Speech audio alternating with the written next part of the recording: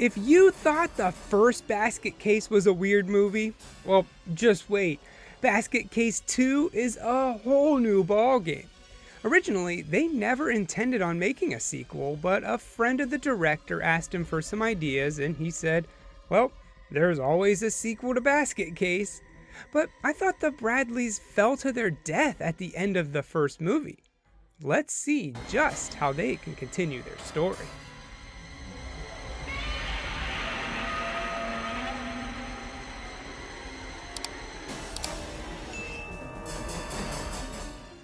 It opens up right where the first movie left off. I kinda like it when sequels do that. Duane and Belial fall off from the Hotel Broslin sign, and they were looking pretty dead. But I guess not, just banged up and taken to the hospital. A news story's run about the brothers, and we get a quick recap of the first movie. Watching the news is Susan and her grandma Ruth, who take a particular interest in Duane and Belial, and they rush to meet him. At the hospital, it looks like Duane's been pumped full of pee. Oh, that's nasty. We also get to see Belial, who's gotten an updated look since the first movie. I don't know, it's not bad. You can definitely tell they had a bigger budget this time around. They both wake up and immediately start working on their plan to escape. Which isn't too hard with this cop, who's more interested in getting lucky than doing his job. He probably should have paid attention though, because Belial takes him out. I know that he was hanging on the walls in the first one, but how's he really doing it? Is his bottom part like a suction cup? The brothers escape right past a sleepy guard. Man, this hospital needs to hire more competent staff. As he leaves, Ruth and Susan pull up and they offer some help. That's good timing. Another 5 minutes and Duane would have just been wandering the streets. She takes them both back to her mansion, where Duane is woken up by a bunch of, odd-looking people. Ruth explains that her and her granddaughter take in weird-looking individuals, which they affectionately call freaks. I especially like this big-toothed guy and nose face. Honestly, they all look really good, and there's not two freaks that look alike. Most of these people were simply born this way, and Ruth has taken them in, when society wouldn't. She thinks that Belial would be friends with one girl in particular, Eve, and from the looks of things, she's just like Belial. If you haven't caught on yet, yeah, this is a weird movie.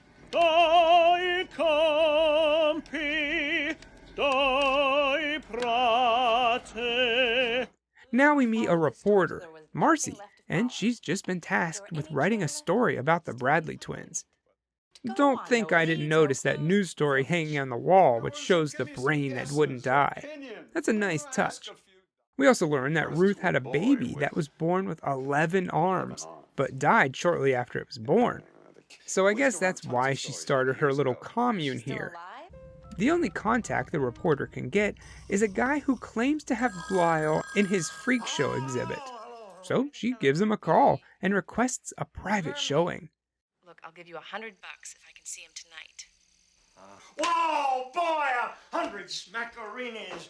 However, before she can get there, Ruth pays the guy a visit. We see inside his show and he gives her the grand tour, which is obviously all fake. A roadside attraction to dupe tourists, which I have to admit, I've gone to something like this. He ends on the fake Belial, claiming the monster walked all the way to him and then died. Ruth's disgusted at all this, knowing he makes money displaying freaks, and she sicks Belial on him.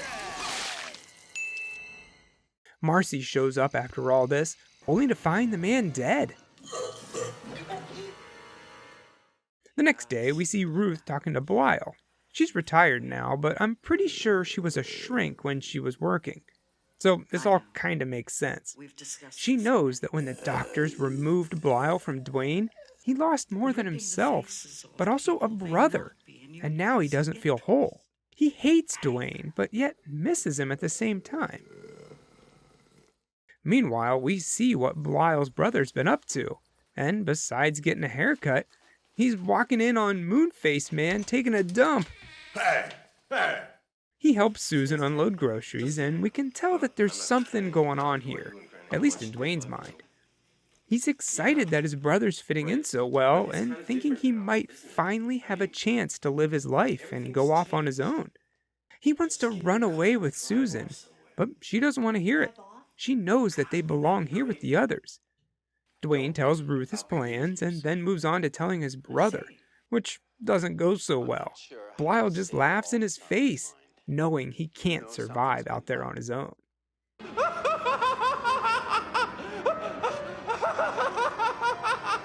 Around this time, Marcy shows up at the house to ask questions, being watched by this frog guy as she walks in. He's the real Loveland Frogman. Anyway, Marcy's talking to him, and they deny everything, saying that they've never seen the Bradleys. But then Duane walks right in, holding the basket. Oops. They try to play it off like he's just a neighbor who's helping out, but Marcy's smart and she knows better. Instead of calling the cops about the wanted criminals, she gets greedy and wants to run the story herself, thinking that it'll get her in People magazine or maybe even a movie deal. Inside, the family knows they're in a pickle. Even if Duane and Belial leave, someone will come looking for them, and then they'll find the others. I can't let that happen. So they decide to stay and fight and not leave until everyone is safe. That's what I was hoping for. That night, Ruth dresses up in a robe and talks to her children. And I'm starting to get some real cult vibes now. She gives them all a pep talk, which doesn't take much convincing. They're out for blood. Even Belial's getting excited. Marcy comes back along with her photographer, Artie. He sneaks in and learns that everyone's hiding out in the attic. So he heads up there to get some pictures. Big mistake. You get that classic shot here where you only see everything through the flash of the camera, which makes it that much more creepy. Marcy sees all this and just knows Artie's a goner. So she heads to a police friend she has, Phil. He ends up calling Duane and they arrange to meet in a public place, a bar. He sits down, they have a beer, but something's not right. Duane has that look in his eye, and we quickly see that he's got the upper hand. The entire bar is filled with his friends. Oh, come on. How did Phil not notice that some of these guys are wearing masks when they don't even fit on their faces? Anyway, they all gang up on Phil and force him into the back room where Belial's waiting. Already killed the bartender. Phil puts up a pretty good fight, but in the end he loses, and as everyone leaves, they snatch his wallet, get Marcy's contact info, and break in while she dries her hair. Duane's full-on psycho at this point. He tells Marcy Belial wants to talk to her for her story, answer a couple questions, and then rip her face off. At this point, the others have taken over her apartment, and she's surrounded. She looks inside her laundry basket, and bam! Belial attacks. There is a quick moment here where you can see his suit is broken. Either that or it's his butt crack. Anyway, she's dead, somehow turned into a freak herself. Back at the house, they all celebrate with a barbecue, but two people are noticeably absent, Duane and Belial. Belial's busy upstairs with Eve. That's all I'm gonna say about that. If you want to see two flesh blobs going at it, then knock yourself out. Duane's trying his luck with Susan, but she insists she's a freak too, although she doesn't look it. It turns out that years ago she got pregnant, and the baby doesn't want to come out yet. Yeah, this is weird, alright. That news is all just a little too much for Duane to handle, and they fight back and forth a bit, with Susan accidentally falling out the window onto the table where everyone's eating. They all rush in to get Duane, but he's having his own mental crisis. This is the only way to make things right again. The good news is he knows just how to fix it, sewing his brother back onto him, bringing the two back together again. Hey, it's okay. We're together again. And that was Basket Case 2. You might think at times that this is a children's movie with all the weird looking creatures, kinda like The Labyrinth or Return to Oz. But then you see Belial killing a guy or doing it with Eve and you don't know what to think anymore. The beginning half is mostly flashbacks and recaps from the first movie, so if you're watching the films back to back, that might get just a little tedious. But come on, let's be honest, the only reason I can recommend this movie is to see all the freaks.